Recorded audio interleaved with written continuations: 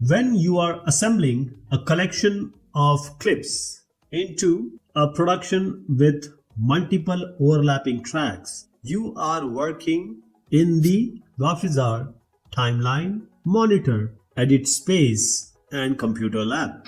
The correct option is option A, which is timeline. So when we assemble the collection of clips, so this is nothing but a visual representation of the sequence of clips and audio tracks in a video editing software. That is the visual representation of the sequence of events in a video displayed in a linear format from left to right. It allows us to arrange and organize the clips in a specific order, adjust their duration, and apply various editing techniques like the cutting, trimming, and adding transitions and effects. So the timeline provides a comprehensive view of the project's structure and enables precise editing and synchronization of different elements.